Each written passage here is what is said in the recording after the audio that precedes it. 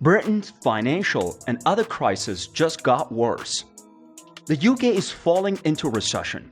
Will your company be affected? Regarding financing, the Bank of England has finally raised interest rates since 2008 financial crisis.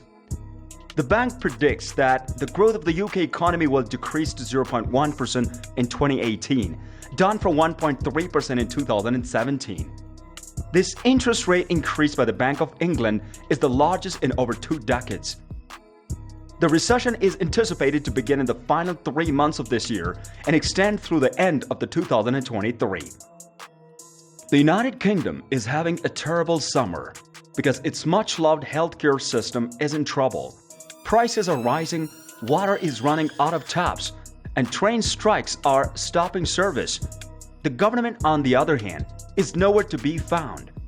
The feeling of collapse is getting worse, and healthcare leaders warned of the humanitarian crisis if nothing is done to stop energy prices from increasing this winter. Matthew Taylor, the head of the National Health Service Confederation, said that many people could have to make the awful choice between skipping meals to heat their homes and living in cold, damp, and very unpleasant conditions. These outbreaks will happen just as the NHS will likely have its hardest winter on record. But before starting the video, please subscribe to our channel, press the bell icon to get all the latest updates, as we will make more videos on interesting topics in the future, so if you don't want to miss it, make sure to subscribe to it. Now let's get started. Financial crisis in the UK, 1801 to 1922. Causes and effects. This project examines financial crisis in the UK's history from 1801 to the present. This study examines the economic and political reasons for the crisis in Britain, Ireland, and the British Empire. By exposing the British economy to the international capital flows that constrained the government's ability to take either monetary or fiscal action, it would demonstrate for the first time how a change in the economic policy regime in Britain in the early 19th century contributed to a series of severe financial crises between 1825 and 1866. The project analyzes how these limits prevented the British government from counteracting asymmetric shocks in Ireland and other parts of the empire. Exploring these themes together will change how historians view the economic policy in Victorian Britain. In the early 1800s, macroeconomic policies aimed to improve the UK's stability and cohesion caused financial volatility, particularly in the Ireland. The project will explain the rise and fall of the financial instability in Victorian Britain and Ireland. It will also bridge the gap between the political and economic history, Britain's history and Irish history, and the history of the Britain and the British Empire. In the 19th century, financial crises were not just a footnote in the history of Britain, Ireland, and the British Empire. Instead, they were a big part of how history changed, and this project will show how. The financial and economic issues in Britain have worsened. The UK government decided to take unprecedented action after weeks of warnings that the country was experiencing the beginnings of the greatest cost of living crisis in decades. This week, inflation went over 10%, which makes it harder for people who are already struggling to make ends meet. GDP will likely continue declining through the rest of the year and into the next year, putting the country on a path towards the recession.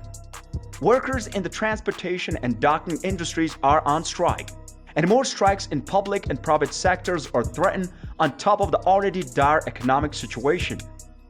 Even lawyers who work on criminal cases have gone on strike, causing more trouble in already full courts. On the other hand, Boris Johnson is on his second summer vacation. When asked why Johnson isn't back in London making an urgent action plan, Downing Street says that the next Prime Minister should make big spending decisions. Johnson's replacement will not be in place until September 5. It will either be Liz Truss, the current Foreign Secretary, or Rishi Sunak, the former Finance Minister whose resignation led to Johnson's downfall. Nearly 2 months have passed since Johnson announced his resignation. He disregarded demands that he resign immediately so a fresh leader could take over. Members of the ruling Conservative Party, which is reported to have less than 200,000 members in a country of about 67 million, would choose the next prime minister instead of the British people. But detractors from every political stripe contend that this is not enough, that more drastic action is required now. The government has instituted the energy price restriction as a safeguard against energy providers overcharging their customers. The British economy is in shambles. Inflation is rampant. A recession is approaching, and interest rates are rising. The issue is out of control and becoming worse, and the UK authorities don't appear to know how to fix it. Consumers are already struggling with rising energy costs, and winter hasn't even arrived. Workers trying to keep up with the escalating cost of living increases are taking further industrial action. Political unrest surrounds the UK government as it lurches from crisis to crisis.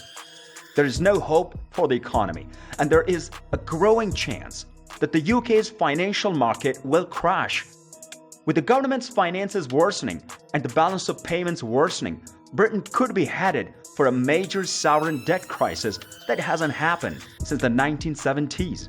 Expectations for growth in the UK are going down, and there is a good chance that the economy is already in a technical recession. Gross domestic product dropped by 0.1% in the second quarter, and it should have dropped even more in the third quarter based on the fact that the GDP fell by 0.6% June alone. Consumer confidence in the UK has fallen by a huge amount. The main measure of inflation, called headline inflation, jumped to 10.1% in July, its highest level in more than 40 years. A painful rise in energy prices caused this. Rising prices are making it harder for people to live in the UK. Real wages, which take inflation into account, are falling at the fastest rate on record.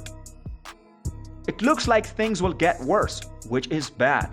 Forecasts from the market say that if there is a more serious energy shortage around the world this winter, UK headline inflation could go as high as 18 to 22%. Wages wouldn't be able to keep up, so families would have to save and cut back a lot. Retail sales growth is already being hurt. Spending was down 3.4% from a year ago in July, and sales were down 6.1% from a year ago in June. The UK retail sector is in a very bad place. Rising costs and falling demand will likely cause a new wave of stores to close, employees to lose their jobs, and unemployment to rise. It's not surprising that the UK business confidence is low because of the threat of a recession, rising costs that cut into profit margins, and the Bank of England's threat to tighten money even more to stop inflation. In August, the S&P Global CIPS Purchasing Managers Index for the UK manufacturing sector fell to 47.3. This is the first time factory activity had decreased since May 2020, when the COVID-19 crisis happened. The drop in confidence is bad news for planes to invest and hire new people, but there is more trouble to deal with because UK workers demand better pay conditions. Britain could be in for a rough winter, with production being hampered by weaker demand, more strikes, and the possibility of factory closures if energy rationing is needed when it gets colder. Even though the pound's value have decreased over the past few months, it's much harder for the UK exporters. Business is slowing down worldwide, and Brexit makes it harder for the British companies to sell their goods in Europe. Britain's trade balance is getting worse and worse. According to a prediction from the Organization for Economic Cooperation and Development, the UK's trade deficit could hit a record high this year. It's a trend that's getting out of hand and could quickly lead to a crisis of confidence in the pound. Policy making in the UK seems to be almost frozen. The Bank of England still wants to keep inflation under control, but it won't be able to do much if a recession starts. The government can only open the floodgates of the money by cutting taxes and going on a spending spree to soften the blow.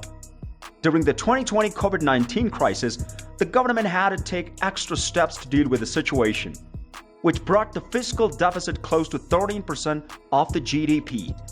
It could happen again if the government spends its way out of the current energy crisis, but the market might not be able to handle it. History tends to keep coming back around. In 1976, the UK's currency was in a serious balance of payments crisis and had to be saved by the International Monetary Fund. The economy of the Britain is getting worse and worse, and there doesn't seem to be any way out.